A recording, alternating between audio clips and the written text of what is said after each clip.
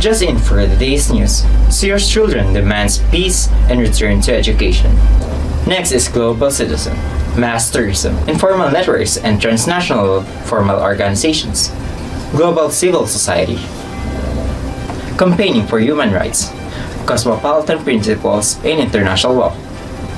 And lastly, women rights and transnational solidarity. News with no bias. Expose. News with no exception. Expose. Aspiring to deliver you credible news by the people, from the people, for the people. This Olfu Elite News Center.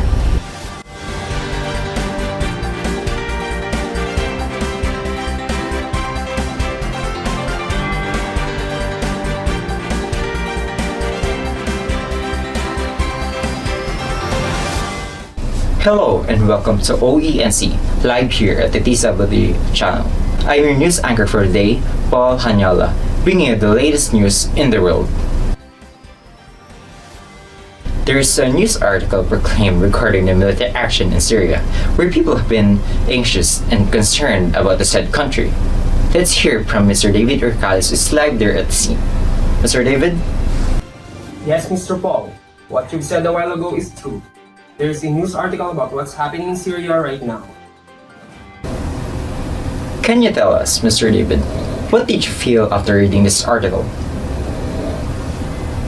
After reading the article, Mr. Paul, it is very saddening to see how these children have to experience the tragedy and to suffer at an early age instead of enjoying their childhood.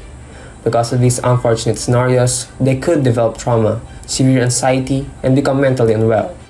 Children at their age should be, in fact, live peacefully, play, and laugh. I believe children should also have the right to go to school and study without feeling threatened and unsafe. Thank you, Mr. David. Another question though. Since you're at the area, how does the Syrian military action affect the children in the country? More than a third of Syrian schools have been destroyed or damaged by fighting, leaving nearly 2 million children out of the classroom. And another 600,000 who have fled their homes are not in school. The story is much the same with rising conflict across the globe. 246 million children experience some kind of school violence in the world today. Therefore, it is really important that we should be aware and must take action in this kind of situation. Can you describe the importance of the United Kingdom signing the Safe School Declaration, which was stated in the article? Yes, Mr. Paul, signing the Safe School Declaration on behalf of the United Kingdom would be very beneficial for the kids who are in danger of not receiving a safe and appropriate education, not just here in Syria, but all across the world. With this, the United Kingdom is capable of influencing more nations to sign this declaration in order to establish a safe environment for the children. Well then, Mr. David, do you think that the Philippines should sign the said declaration? Absolutely, Mr. Paul. I think that the Philippines should sign the said declaration, because joining the Safe School Declaration would certainly benefit Filipino children as it will protect them from threats across the border. This said declaration would not only benefit the Filipino children, but rather the entire nation. If we recall the situation that happened in Marawi, 370,000 people were displaced during those times, and over 24,000 children were affected by the crisis. This would definitely help those who are affected by the Marawi crisis if the Philippines would sign the United Kingdom's Safe School Declaration. Back to you, Paul. Thank you for giving us your insights, Mr. David. Last but not least, why do you think we should care about the children and their learning environment around the globe? It is significant that people should care about the children and their learning environment, as children are the hope of our nation. They are the people who will be a great help in our future generations. Thus, the determination of people to help and care for these children is a crucial step in order to provide a safe and healthy learning environment. As one mother in Marawi stated that education is very important because it's the only treasure we can offer to our children. Despite the war and us not being able to provide food to feed them all the time, at least they can go to school where they are able to learn new things while also feeling safe. This is David Urcalis from Olfu Elite News Center, live here in Syria. Back to you, Paul. Thank you for that educational information, Mr. David. Stay safe.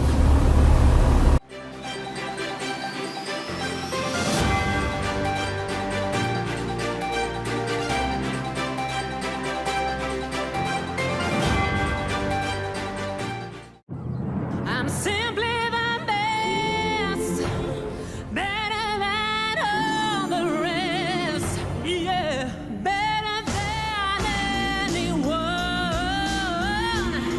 I'm the best.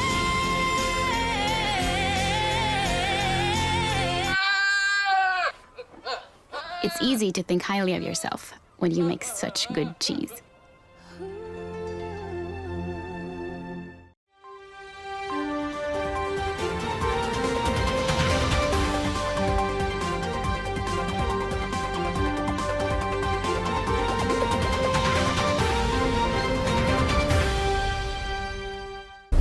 We're back again here at the studio, and now we're going to talk about how the global citizen affects the world. A global citizen is typically an intellectual who traveled widely, met and corresponded with other intellectuals in many countries and cosmopolitan views. To give us more information about this topic, let's call on Mr. Marvin Osir live here in Manila. Mr. Marvin? Good day, Mr. Paul, and to our viewers here who's watching us right now. Good day. Good day, Mr. Marvin.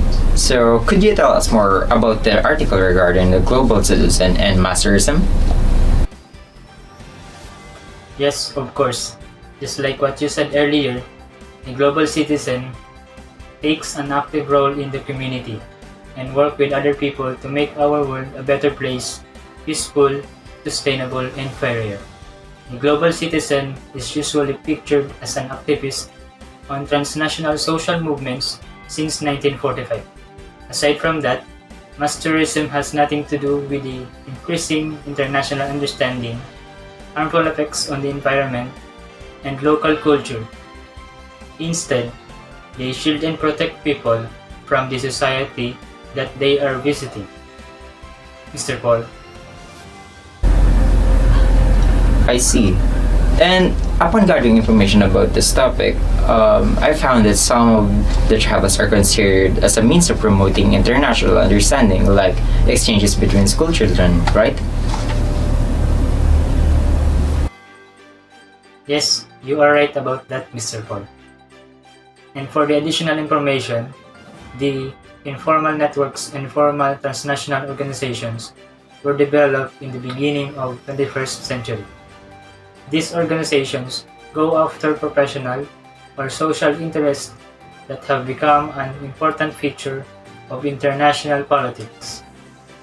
Thus, existence of these organizations can be interpreted as the creation of civil global society. Well, does that mean that the existence of transnational association does not necessarily mean that those involved are acting as global citizens? I mean, because in many cases, they're basically just promoting their own particular concerns. That's absolutely correct, Mr. Paul. Those who belong to these organizations meet in international conference as a means to share their ideas and to call for states in international law to respect their rights to copyright and to earn income from their writing. Thus, campaigning to transnational organizations may lead to the global causes. I see. And how about the people? Are they still afraid of fighting for their rights? The number and importance of voluntary bodies opposing oppression or expressing practical solidarity with those suffering in other parts of the world grew significantly from the 20th century up to this day. Many people around the world are making links across the national frontiers to demonstrate supports for cosmopolitan ideas. The transnational organizations like Amnesty International, Oxfam, and Greenpeace specify discussions on global citizenships. The movements usually involve political lobbying and protest, which sometimes encompass more extreme forms of resistance. They also depend on volunteers who offer direct assistance to those who are suffering from abuse, poverty, war, among others. Oh, okay, I see. Well, thank you for that brief and yet extraordinary explanation, Mr. Marvin. Maraming salamat. This is Marvin Osero, live here in Manila. Back to you, Mr. Paul.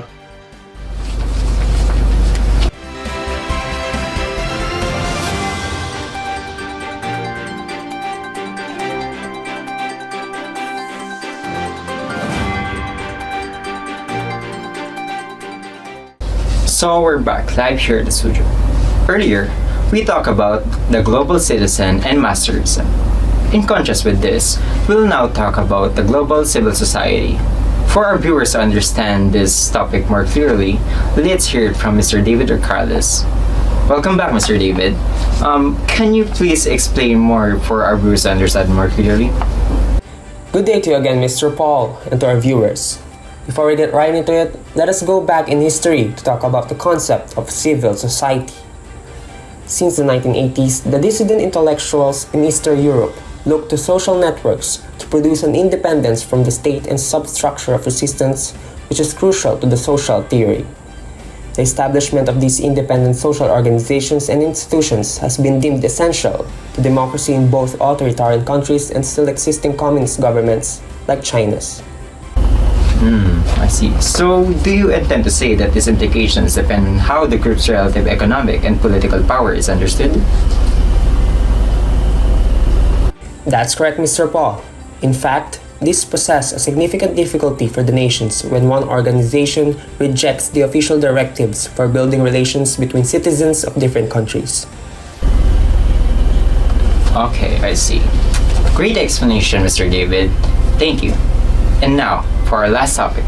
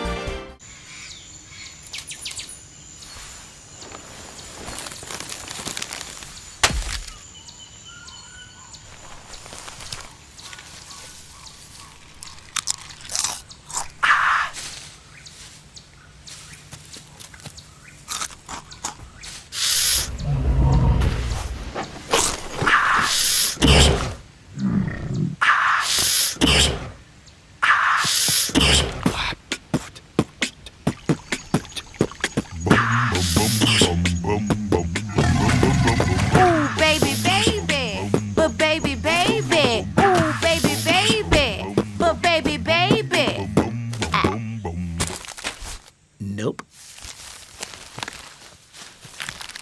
Ooh, baby, baby, baby, baby. Get up on it.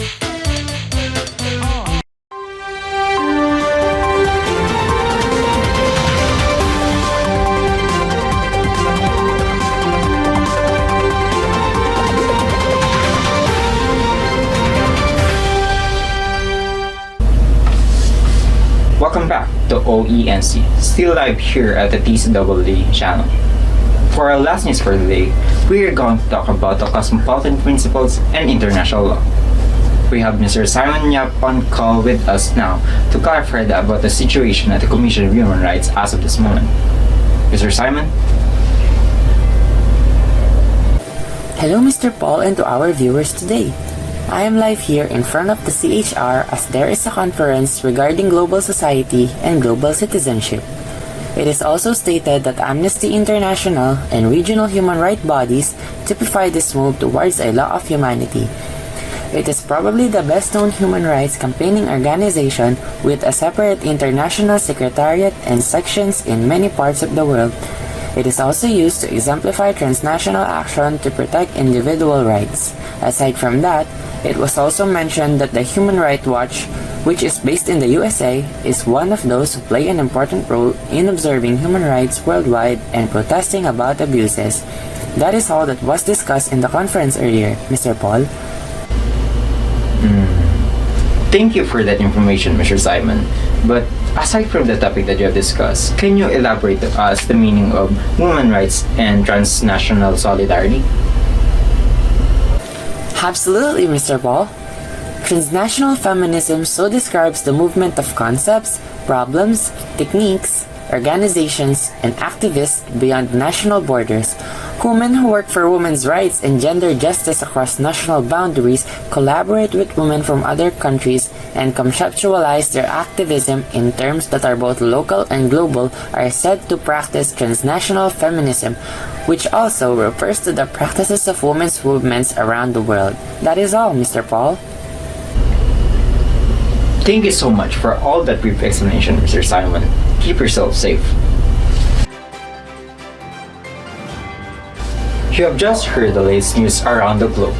This has been Paul Hanyola. Live here in Syria, this is David D. Arcales. Your reporter here in Manila, Marvin Ocero. And live here in the Commission on Human Rights. This is Simon Yap. Again, this Olfu Elite News Center. News with no bias. News with no exception. Delivered nothing but the truth. Bringing you the latest news around the globe. Thank you for being with us and have a great blessed day, everyone.